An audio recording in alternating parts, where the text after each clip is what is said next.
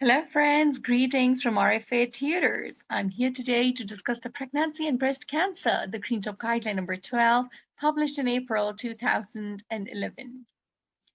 The breast cancer is the most common cancer in females, with a lifetime risk of 1 in 9 in UK and is the leading cause of death in women aged 35 to 54 years. 15% of cases are diagnosed before the age of 45 years. In women aged 30 years or less, 10 to 20% of breast cancer may be associated with pregnancy or 1 year postpartum. The prognosis is improving with 5-year survival 80% for less than 50s age group. However, survival rate is low in very young women, a very important single best answer. Pregnancy does not worsen the prognosis. The breast cancer occurs in a younger population, may carry a higher risk of metastasis such as high-grade tumors and estrogen receptor negative tumors. These younger women may have an inferior prognosis. The prognostic factors affecting individual women are tumor size, grade, nodal status, estrogen and progesterone receptors, and HER2 status. Women presenting with a breast lump during pregnancy should be referred to a breast specialist team, and any imaging or further test should be conducted in conjunction with multidisciplinary team. Diagnosis may be difficult in women who are pregnant or lactating.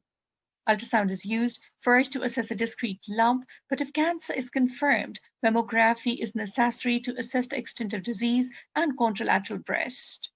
Scan-guided biopsy for histology rather than cytology, as change in pregnancy makes cytology inconclusive. A very important single best answer. Staging for metastasis is made only if there is high clinical suspicion and should include chest X-ray and liver scan if possible. The bone scanning and pelvic X-ray CT to establish or exclude metastasis are not recommended because of the effect of irradiation on the fetus. Gadolinium-enhanced MRI is not recommended unless there is a need to investigate a clinical problem.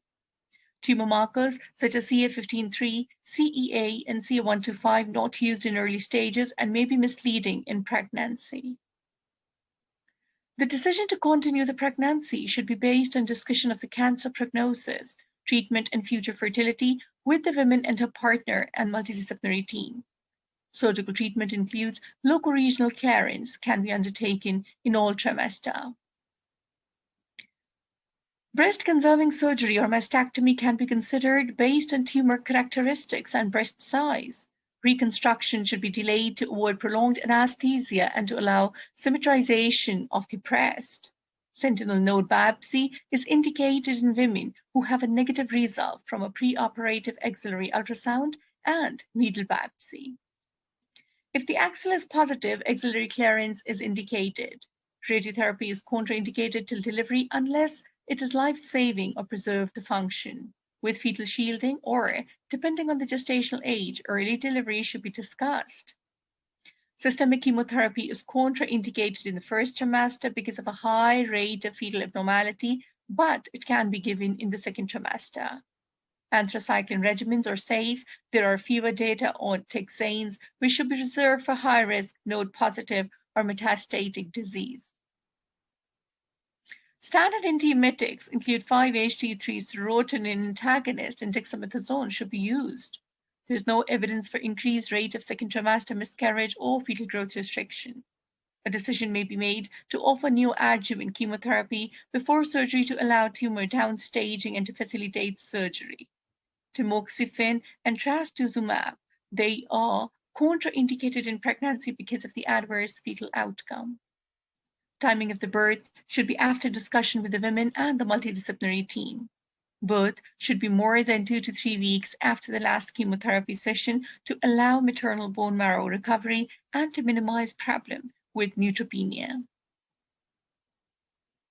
Trastuzumab or tamoxifen are contraindicated for breastfeed because transmission in breast milk is unknown. These drugs may cause neonatal leukopenia with a risk of infection. There should be a time interval of 2 to 3 weeks from the last chemotherapy session to start breastfeeding. Non-hormonal contraceptive methods are recommended. Hormonal contraception is contraindicated in women with current or recent breast cancer. This advice does not differentiate between hormone-sensitive and hormone-insensitive tumors. Hormonal contraception after at least 5 years free of recurrence. Levonorgestrel intrauterine system may reduce the endometrial abnormalities during tamoxifen therapy, but further evidence is required on its safety in breast cancer. No overall increase in recurrence found in a retrospective study of levonorgestrel intrauterine system users compared with the non-users. Women planning a pregnancy after treatment of breast cancer should consult their multidisciplinary team. Women on tamoxifen are advised to stop this treatment 3 months before trying to conceive, to have any routine imaging to avoid the need for imaging during pregnancy. Women with metastasis advised against pregnancy as life expectancy is limited and treatment of metastasis will be compromised.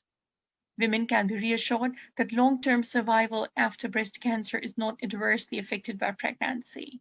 Since many breast cancers are estrogen receptor positive, women used to be advised against pregnancy because of the concerns of worsening. However, the evidence from published studies is reassuring.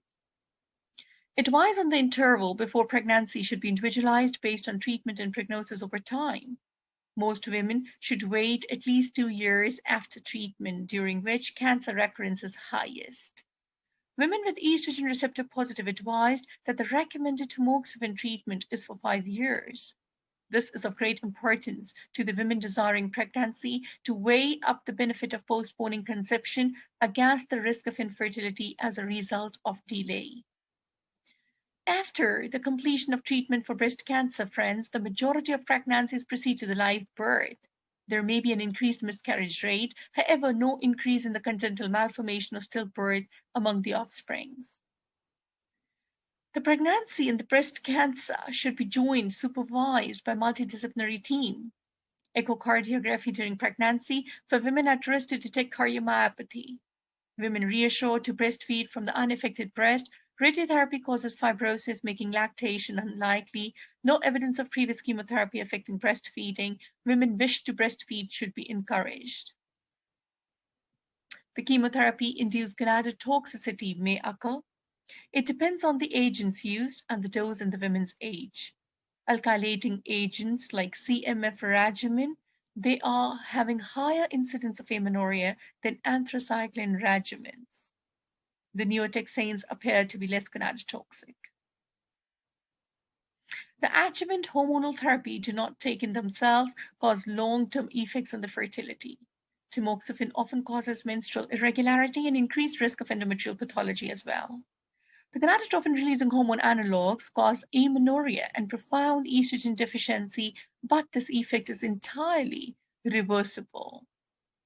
Women are advised to postpone the pregnancy for at least 2 years after treatment and to continue tamoxifen for 5 years. Insufficient level 1 data to support routine use of gonadotropin-releasing hormone analogs for ovarian protection in estrogen receptor positive breast cancer, it's there. Recent RCT found that co-treatment with gonadotropin-releasing hormone during chemotherapy lessened the risk of ovarian damage. NICE recommends universal access to sperm, egg, and embryo storage for people undergoing gonadotoxic treatment. The stimulation aspect of IVF carries theoretical risk of being hyperestrogenic. Replacement of cryopreserved embryos is also performed in a medicated RCT. Some important exam points from this GreenTop guideline are the diagnosis and the imaging in the breast cancer, when to perform what treatment, and how to follow up, how much gap need to be given before the next pregnancy. Best of luck from the entire team of RFA tutors. I thank you all for being with us today. Until we meet again, take very good care of yourself. Bye-bye.